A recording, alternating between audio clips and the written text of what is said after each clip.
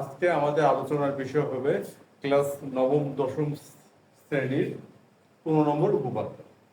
আমরা আলোচনার শুরুতে প্রথমে জেনে নেই যে 15 নম্বর উপপাদ্যে আসলে কি প্রমাণ করতে বলা হয়েছে। এখন হচ্ছে 15 নম্বর উপপাদ্যে যেটা বলা হয়েছে যে কোনো একটা ত্রিভুজের যে কোনো ত্রিভুজের দুই বাহুর মধ্যবিন্দুর সংযোজন সরলরেখা। দুই বাহুর মধ্যবিন্দুর সংযোজন সরলরেখা অর্থাৎ ত্রিভুজটা যদি এ বি সি হয়, তার দুই বাহুর মধ্যবিন্দু, তার এ বি এর মধ্যবিন্দু ধরে নিচ্ছি ডি, আর এসি এর মধ্যবিন্দু ধরে নিচ্ছি ই, সংযোজক সরলরেখা তৃতীয় বাহু। অর্থাৎ তৃতীয় বাহু মানে এখানে কি বোঝানো হচ্ছে? বিসি বাহুটা। আমরা যে দুটা বাহুর মধ্যবিন্দু নিচ্ছি আর কি, সেই বাহু দুটি বাদ দিয়ে যে বাহুটা থাকবে সেটাই হবে আমাদের তৃতীয় বাহু। তাই এই ডি কি হবে? তৃতীয় বাহু অর্থাৎ বিসি এর সমান্তরাল এবং দৈর্ঘ্য হচ্ছে অর্ধেক। তাহলে ব্যাপারটা কি দাঁড়ালো? ডি সমান্তরাল বিসি আর ডি সমান হাফ বিসি। আমি আবারও বলতেছি যে অনুপপাদ্যটা আসলে কি বলছে। অনুপপাদ্যটাতে এটা প্রমাণ করতে বলা হয়েছে যে কোনো একটা ত্রিভুজের যে কোনো দুই বাহুর মধ্যবিন্দুর সংযোজক সরলরেখা তৃতীয় বাহুর সমান্তরাল এবং দৈর্ঘ্য তার অর্ধেক। অর্থাৎ এবিসি একটি ত্রিভুজ, এবি এর মধ্যবিন্দু ডি এবং এসি এর মধ্যবিন্দু ই, ডি যোগ করলাম, ডি কি হবে? তৃতীয় বাহু অর্থাৎ বিসি এর সমান্তরাল এবং দৈর্ঘ্য হবে অর্ধেক। এটা হচ্ছে আমাদের আজকের প্রমাণের বিষয়। এখন কথা হচ্ছে এর প্রমাণটা করতে গেলে আমাদের কি কি জানতে হবে বা বুঝতে হবে, যাতে এই প্রমাণটা আমরা সহজভাবে বুঝতে পারি। এখন আমাদের যেসব জানতে হবে, যেমন একটা সর্বসমতার নিয়ম। আমরা ত্রিভুজ, দুটি ত্রিভুজ কোন কোন যে শর্তে সর্বসম হয়, যে নিয়মগুলো আমরা শিখলাম, তাদের ভিতরে যে একটি নিয়ম আমরা শিখছি, বাহু কোণ বাহু উপপাদ্য। বাহু কোণ বাহু, এই বাহু কোণ বাহু উপপাদ্যের সাহায্যে আমরা এখানে সরসম প্রমাণ করব। আর বাহু কোণ বাহু উপপাদ্যটা কি? বাহু কোণ বাহু উপপাদ্যটা হচ্ছে দুই বাহু এবং অন্তর্ভুক্ত কোণ। অর্থাৎ এই বাহু আর এই যে দুটি ত্রিভুজ আমরা চিত্র অঙ্কন করছি, যদি এই দুটি বাহু অর্থাৎ প্রথম বাহু দ্বিতীয় এই বাহু দুটোর সমান এবং এদের অন্তর্ভুক্ত কোণ অর্থাৎ বাহু দ্বয় যে বিন্দুতে মিলিত হবে সেই বিন্দুতে যে কোণটা উৎপন্ন হয় সেই কোণটি এবং এই বাহু অন্তর্ভুক্ত কোণ এদের সমান হয়, ত্রিভুজদ্বয় সর্বসম হবে। বাহু কোণ বাহু অর্থাৎ দুই বাহু এবং তাদের অন্তর্ভুক্ত কোণ ত্রিভুজদ্বয় সর্বসম হবে। তারপরে আমাদের যেটা জানতে হবে সামান্তরিক। সামান্তরিক সামান্তরিক কি? সামান্তরিক হচ্ছে এমন একটি চতুর্ভুজ যাদের বিপরীত বাহু সমান এবং সমান্তরাল। অর্থাৎ এটা একটা সামান্তরিক, এই বিপরীত বাহু সমান্তরাল এবং সমান। যে চতুর্ভুজের বিপরীত বাহু সমান্তরাল এবং সমান তাকে আমরা সামান্তরিক বলি।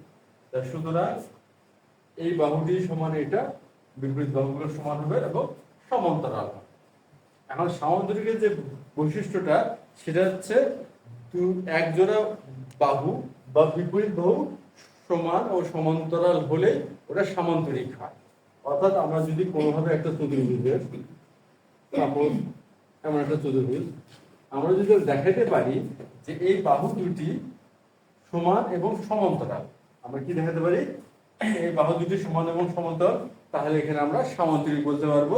এবং যেটা আমরা সামান্তরিক বলতে পারছি, কেন বলতে পারছি যে বাহু দুটি সমান এবং সমান্তরাল, সেই ক্ষেত্রে আমরা বলতে পারবো অপর বাহু দুটি সমান এবং সমান্তরাল। এগুলো সামান্তরিকের ধারণা। এরপর হচ্ছে সমান্তরাল রেখা আর একান্তর কোণ। সমান্তরাল রেখা আর সমান্তরাল রেখা কি?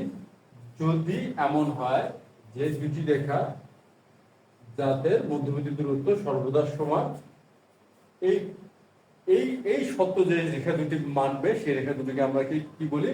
পরস্পর সমান্তরাল রেখা বলি। অর্থাৎ মধ্যবর্তী লম্ব দূরত্ব সমান। এই রেখাগুলোকে আমরা কি বলতে পারি? সমান্তরাল রেখা। এখন কথা হচ্ছে, দুটি রেখা সমান্তরাল হলে কোন রেখা যদি ছেদ করে তাহলে এই উৎপন্ন একান্তর কোণ দ্বয় সমান হয়। উৎপন্ন একান্তর কোণ দ্বয় কি? সমান হয়। অর্থাৎ বিষয়টা এমন, রেখা দুটি যদি সমান্তরাল হয়, আমি আবার বলতেছি, রেখা দুটি যদি সমান্তরাল হয় শুধুমাত্র সেই ক্ষেত্রেই এই উৎপন্ন একান্তর কোণ দুটি সমান হবে। যদি সমান্তরাল না হয়, অর্থাৎ যদি এমন হয়, এই ক্ষেত্রে একান্তর কোণ দুটি সমান হবে না, শুধুমাত্র সমান্তরাল হলে সমান হবে। এখন এই ধারণাটাকে যদি আমরা বিপরীত ভাবে প্রতিষ্ঠিত করতে পারি বা চাই, তাহলে ধারণাটা কেমন হবে? বিপরীত ভাবে। অর্থাৎ এখানে আমরা সমান্তরাল রেখা থেকে একান্তর কোণ সমান বলছি, এবার বলবো যদি একান্তর কোণ সমান হয়, রেখা দুটি সমান্তরাল, অর্থাৎ যদি এমন হয়, আমরা প্রমাণ করতে পারলাম যে এই কোণ দুটি অর্থাৎ একান্তর কোণ দুটি সমান। আমরা জানি না যে রেখা দুটি সমান্তরাল কিনা, কিন্তু আমরা প্রমাণ করতে পারলাম যে এই একান্তর কোণ দুটি সমান। সেই ক্ষেত্রে আমরা বলতে পারবো যে এই রেখা দুটি সমান্তরাল।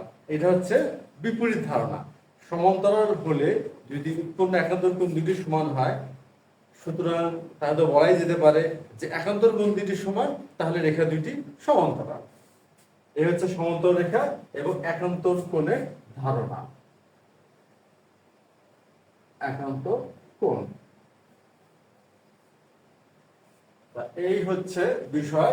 আরেকটি আমাদের বিষয় জানতে হবে, যদিও এটা মোটামুটি আমরা সবাই জানি এবং ভালো মতোই বুঝি, তাও যেহেতু আমরা এই উপপাদ্য ব্যবহার করব, তাহলে সেটা সম্বন্ধে আমরা একটু আলোচনা করে নিই।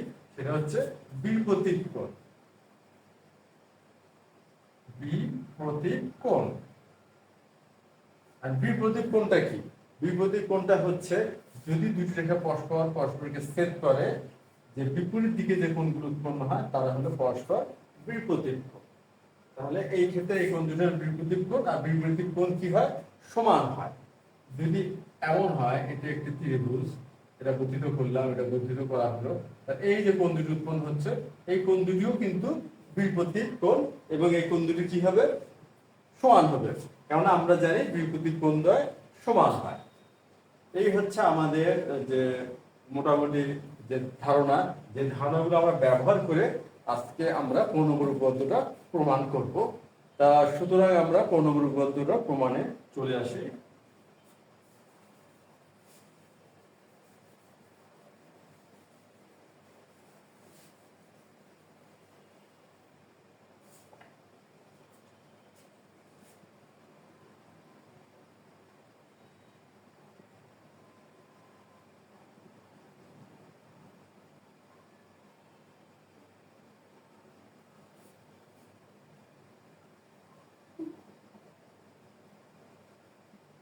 যদি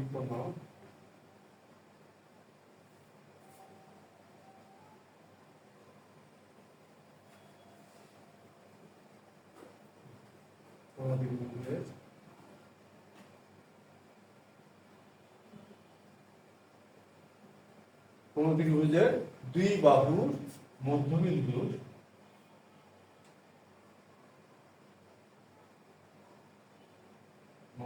সংযোজক সরলরেখা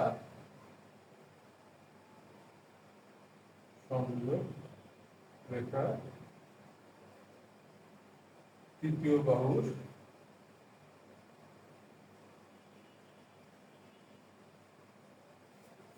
সমান্তরাল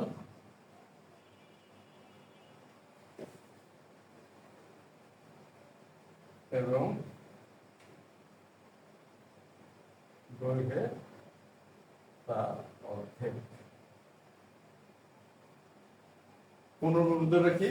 কোন ত্রিভুজের দুই বাহুর মধ্যবিন্দু সংযোজক রেখা তৃতীয় বাহুর সমান্তরাল এবং দৈর্ঘ্যে তার অর্ধেক। এটা হচ্ছে আমাদের ১৫ নম্বর উপপাদ্যের যে প্রমাণের বিষয়। এখন আমরা চিত্রটা অঙ্কন করে নেই।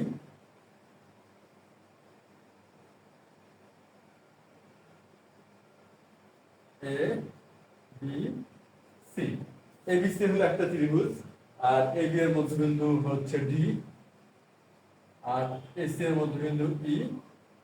আমরা ডি যোগ করলাম, সুতরাং ডি কি হবে? ডি হবে বিসি এর সমান্তরাল এবং বিসি এর অর্ধেক।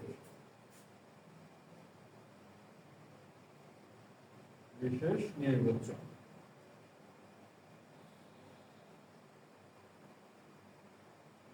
মনে করি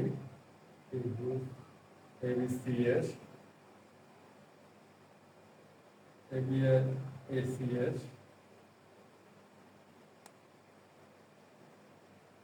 মধ্যবিন্দু যথাক্রমে ডি ই।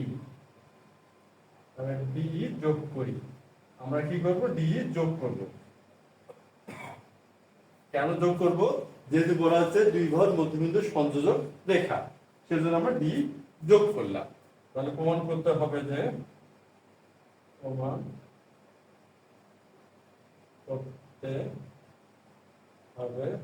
যে ডি সমান হাফ বিসি আর ডি সমান্তরাল বিসি। এটা আমাদের প্রমাণ করতে হবে। এখন আমাদের এই পূর্ণবর্গটা প্রমাণ করতে গেলে আমাদের অতিরিক্ত কিছু অঙ্কন দরকার, কারণ এই চিত্রটাই যথেষ্ট নয় প্রমাণ করার জন্য।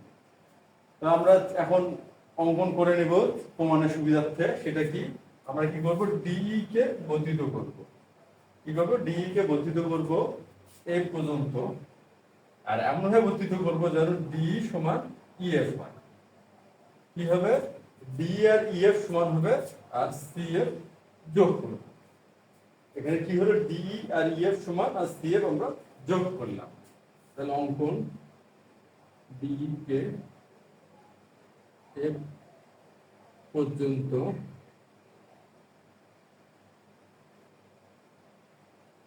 এমন ভাবে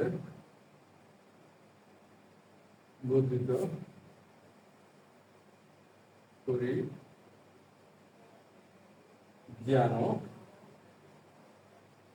ডি সমান ইএফ হয় আর হচ্ছে সি এফ যোগ করি।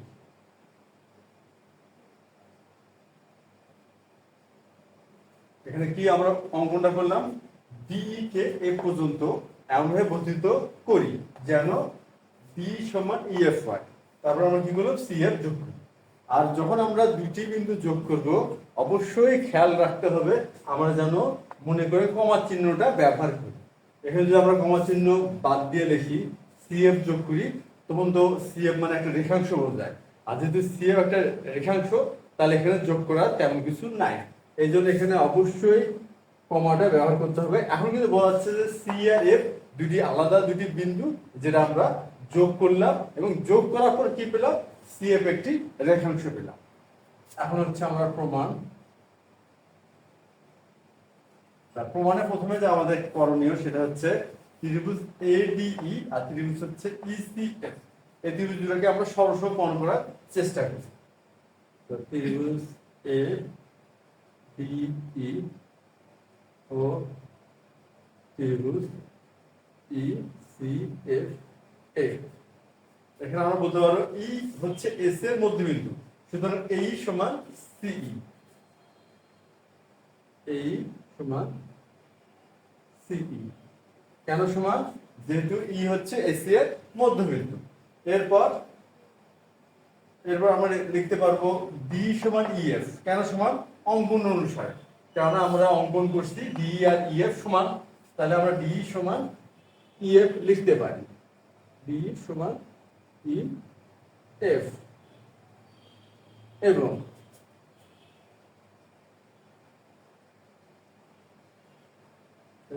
অন্তর্ভুক্ত কোণ। আর অন্তর্ভুক্ত কোণ দেখি এই এবং ডিই। অন্তর্ভুক্ত কোণ হচ্ছে এইডি। এইডি সমান অন্তর্ভুক্ত এইডি সমান হচ্ছে সিইএফ। সিইএফ এই কোণ দুটি সমান। আর এই কোণ দুটি কেন সমান? এই কোণ দুটি হচ্ছে বিপরীত কোণ, তাই সমান। কেননা আমরা এই যে একটি এসি একটি রেখা আর ডিএফ একটি রেখা ই বিন্দুতে সেট করাতে কোণ উৎপন্ন হলো, সুতরাং এইডি আর সিই হচ্ছে বিপরীত কোণ এবং কোণ দুটি সমান। এখন আমরা বলতে পারি বাহু উপপাদ্য অনুসারে ত্রিভুজ এডিই সরলসম ত্রিভুজ ইসিএফ। আমরা বাহু উপপাদ্যের সাথে প্রমাণ করে ফেললাম ত্রিভুজ এডিই আর সিএফ সমান। আর যেহেতু সর্বসম, তা সুতরাং আমরা বলতে পারবো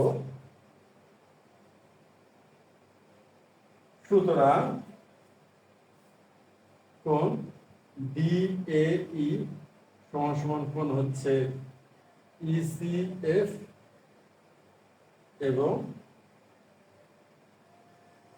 এডি সমান সিএফ।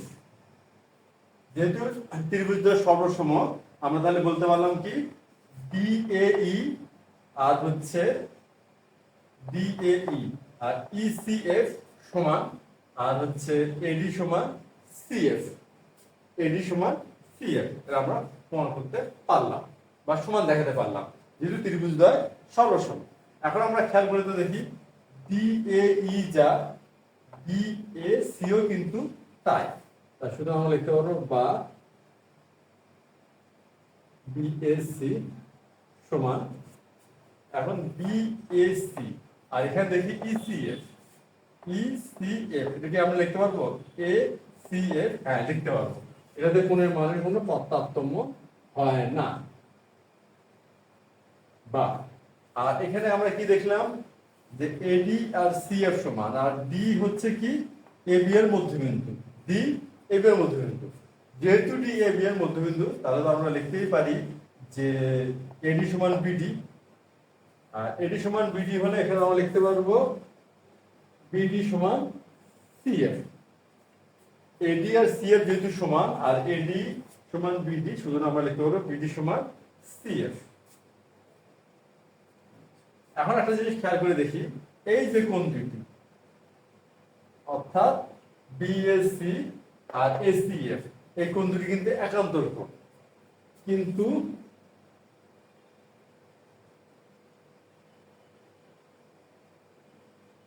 কোণদ্বয় একান্তর। অতএব আচ্ছা, এখন আমরা প্রমাণের শুরুতেই একটা আলোচনা করলাম, যে আলোচনাটা আমরা কি করছি, যে করছি এটাই যে উৎপন্ন কোণদ্বয় যদি একান্তর হয় এবং তারা সমান হয়, বা উৎপন্ন একান্তর কোণ যদি সমান হয়, রেখা দুটি কি হবে, সমান্তরাল হবে। যেহেতু একান্তর কোণ দুটি আমরা সমান প্রমাণ করতে পারছি, শুধু আমরা বলতে পারবো কি এবি আর সিএফ সমান্তরাল। তাহলে এবি সমান্তরাল সিএফ। বা এখন এবি আর সিএফ এদের মধ্যবর্তী দূরত্ব সমান, এই জন্য তো তারা সমান্তরাল। তাই যদি হয়, তা সুতরাং বিডি আর সিএফ ও সমান্তরাল হবে, কারণ একটি সমান্তরাল রেখার যে কোনো অংশ অপর সমান্তরাল রেখার সমান্তরাল হয়। তাই সুতরাং আমরা এখানে বলতে পারবো বিডি সমান্তরাল সিএফ। আর এখানে আমরা কি দেখাইছি, এবং বিডি সমান সিএফ। এখন একটা বিষয় খেয়াল করি, আমরা কি দেখাতে পারলাম, যে আমরা দেখাতে পারলাম বিডি আর সিএফ হচ্ছে সমান্তরাল, আর পাশে আমরা দেখাতে পারলাম বিডি আর সিএফ হচ্ছে সমান। এখন আমরা খেয়াল করে দেখি বিডিএফসি বা বিসিএফডি, এই যে একটা চতুর্ভুজ হলো, অতএব বিসি এফডি, এই চতুর্ভুজকে আমরা কি চতুর্ভুজ বলতে পারবো? আমরা জানি যে যে চতুর্ভুজের বিপরীত বাহুদ্বয় সমান এবং সমান্তরাল, সেটা সামান্তরিক হয়। সুতরাং আমরা বিসিএফডি কে সামান্তরিক বলতে পারবো। অর্থাৎ বিসিএফডি একটি সামান্তরিক, একটি সামান্তরিক। আর সামান্তরিক হলে কি হয়, অপর বাহু জোড়াও সমান এবং সমান্তরাল হবে। অর্থাৎ ডিএফ আর বিসি সমান এবং ডিএফ সমান্তরাল বিসি। সুতরাং আমরা লিখতে পারবো ডিএফ সমান্তরাল বিসি এবং ডিএফ সমান বিসি। যেহেতু বিসিএফডি একটি সামান্তরিক, তাহলে আমরা তো বলতেই পারি অপর বাহু জোড়া অর্থাৎ বিসি এবং ডিএফ মধ্যে সম্পর্ক তাহলে কি হবে? বিসি এবং ডিএফ এর মধ্যে সম্পর্ক হবে বিসি আর ডিএফ সমান হবে ডিএফ সমান বিসি, আর বিসি এবং ডিএফ সমান্তরাল হবে অর্থাৎ ডিএফ সমান্তরাল বিসি। এই সিদ্ধান্ত আমরা নিতে পারি। এটা হলো সামান্তরিকের সংজ্ঞা বা ধারণা মতে এই সিদ্ধান্ত আমরা দেখাতেই পারি বা নিতেই পারি। তো আমরা এটা পেয়ে গেলাম। এরপর